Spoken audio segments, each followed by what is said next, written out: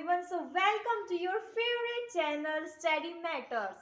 So आज हम discuss करने वाले हैं dynamic memory allocation. Dynamic memory allocation क्या होता है, ठीक है. So let's go. सो आज हम जानेंगे डायनेमिक मेमोरी एलोकेशन होता क्या है, ठीक है. Dynamic memory allocation refers to allocating the memory to the variable at runtime so that the size of the variable that is changed at runtime according to our need. It uses four functions from stdlib.h header file. malloc, calloc, realloc and free functions हैं ये, ठीक है हमारे. तो हम जानते हैं कि डायनेमिक मेमोरी एलोकेशन होता क्या है, ठीक है. ये हम किसी वेरिएबल के लिए करते हैं जब हमें नीड हो कि हम नहीं जानते हैं उस वेरिएबल के बारे में, हम कितने नंबर ऑफ आइटम में स्टोर कराने वाले हैं, कितने नंबर ऑफ आइटम में हम स्टोर कराने वाले हैं वेरिएबल को. इसमें हम रन टाइम पे किसी भी वेरिएबल के स्पेस को चेंज कर सकते हैं, ठीक है, ताकि हम उसमें नंबर ऑफ एलिमेंट बढ़ाकर स्टोर करा सके या नंबर ऑफ एलिमेंट कम कर स्टोर करा सके, ठीक है. साइज को हम रन टाइम पर चेंज करा सकते हैं. इसमें हेडर फाइल यूज करनी होगी हमें. stdlib.h हेडर फाइल का यूज हम इसमें करते हैं, ठीक है. इसमें मैलोक हमारा फंक्शन है जो कि हमारी मेमोरी को एलोकेट करता है. कैलोक है जो कि कंटीजियस एलोकेशन है. फिर नेक्स्ट है रियलोक, रियलोक करना, ठीक है. फ्री करना, जो मेमोरी है उसे फ्री करना उसके साइज को, ठीक है. ये जो है हमारे ये पॉइंटर पर वर्क करते हैं और जब हम इनको यूज करेंगे, इनको कॉल करेंगे तो यह पॉइंटर को रिटर्न हो जाएगा, ठीक है. पार्टिकुलर मेमोरी फर्स्ट बाइट को पॉइंट करेगा, ठीक है. अब हम नेक्स्ट पढ़ेंगे कि मैलोक, कैलोक, रियलोक और फ्री ये होता क्या है और इसका एक प्रोग्राम भी हम देखेंगे. चलिए अब हम जानते हैं मैलोक के बारे में. आप यहाँ से मेरे नोट्स ले सकते हैं, वीडियो को पॉज करें और जो डायनेमिक मेमोरी एलोकेशन की वीडियो जो हमारी है यहाँ से आप इसको ले सकते हैं, ठीक है. नेक्स्ट हम पढ़ेंगे अब मैलोक के बारे में. चलिए मैलोक जानते हैं, ठीक है. इट इज मेमोरी एलोकेशन, ये एक मेमोरी एलोकेशन है, ठीक है. It reserves a block of memory of specified number of bytes. ये रिजर्व करता है एक ब्लॉक ऑफ मेमोरी को स्पेसिफाइड करके नंबर ऑफ बाइट्स में, ठीक है. It return a pointer of type void. ये जब हम इससे प्रोग्राम बनाते हैं तो हमें रिटर्न कराता है void, ठीक है. It does not initialize the block of memory. ये इनिशियलाइज नहीं करता ब्लॉक ऑफ मेमोरी को. If allocation fail return a null point. यदि एलोकेशन फेल हो जाए तो ये हमें रिटर्न कराएगा नल पॉइंटर को, ठीक है. तो इसका सिंटैक्स देख लेते हैं हम क्या होता है. Pointer equal to data type और फिर वैल्यू एट आ जाएगा हमारे ब्रैकेट के अंदर. फिर मैलोक लगाएंगे, मैलोक फंक्शन, फिर बाइट साइज और लास्ट में उसके हम सेमीकोलन से इसका एंड कर देंगे. तो इस तरीके से इसका सिंटैक्स होगा. अब हम बात करेंगे कैलोक की, ठीक है. अब हम बात करेंगे कैलोक की. कैलोक की जो फुल फॉर्म होगी वो contiguous location. It reserve number of block in memory. यहाँ पे हमें नंबर ऑफ ब्लॉक मिलते हैं, ठीक है. मतलब यहाँ पे रिजर्व कराते हैं नंबर ऑफ ब्लॉक मेमोरी को. It allocation fail it return null pointer. यानी कि अगर एलोकेशन फेल हो जाए तो हमें रिटर्न कराएगा ये नल पॉइंटर, जिस तरीके से हम मैलोक में पढ़ रहे थे, ठीक है. It initialisation every byte with zero. और जब हम इसका इनिशियलाइज करते हैं तो वो विद जीरो, जीरो के साथ हम इसका इनिशियलाइज करते हैं. इसका सिंटैक्स देखिए. Pointer equal to data type, value at calloc और फिर एन एलिमेंट साइज. यहाँ पे एन ले लेंगे, कोई भी एन नंबर ले लिया, जैसे कि 5 ले लिया और एलिमेंट का साइज हमारा 2 ही होता है क्योंकि इसमें 2 बाइट साइज लिया जाता है. तो 5 2 10. इस तरीके से हम यहाँ पे एन डॉट एलिमेंट साइज है, ठीक है. और लास्ट में वही सेमीकोलन से हम इसका एंड करेंगे.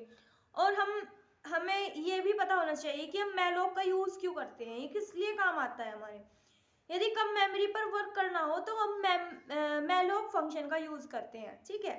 ये लेकिन अब जब हमें ज़्यादा मेमोरी पर वर्क करना होता है तब हम कैलोप फंक्शन का यूज़ करते हैं। ये मेन पॉइंट है, इनको याद रखना आपको कि जब कैलोप का यूज़ हम ज़्यादा मेमोरी के लिए यूज़ करते हैं और मैलोक कम मेमोरी के लिए यूज़ करते हैं। ठीक है, अब नेक्स्ट हम देखेंगे रियलोक। तो रियलोक देखते हैं। It is use for changing the size of previously allocated memory. यानी कि रियलोक का यूज़ हम अपने साइज को चेंज करने के लिए, मेमोरी के साइज को चेंज करने के लिए यूज़ कर सकते हैं। ठीक है, इसका सिंटैक्स देख लेते हैं। रियलोक पीटीआर यानी कि पॉइंटर और साइज, और लास्ट में वही सेमीकोलन से उसको क्लोज करना। फिर हम देखते हैं फोर्थ, फ्री।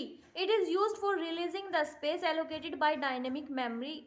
ठीक है, इसमें क्या होता है, इसका यूज़ किया जाता है रिलीज करने के लिए स्पेस को। जब हम कोई प्रोग्राम बनाते हैं तो उसे रिलीज करना भी बहुत इम्पोर्टेंट होता है।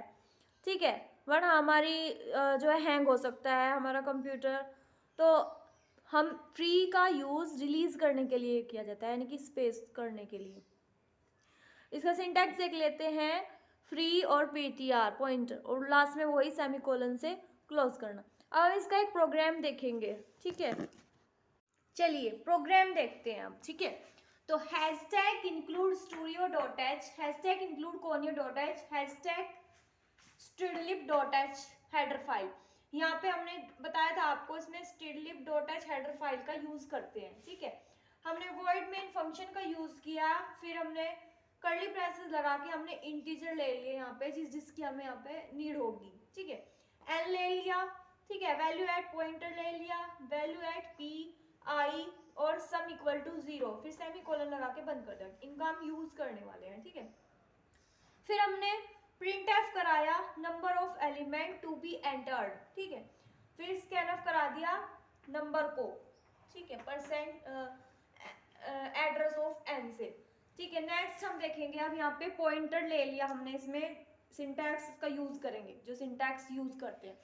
तो हमने यहाँ पे कैलोप फंक्शन का जो है सिंटैक्स यूज किया।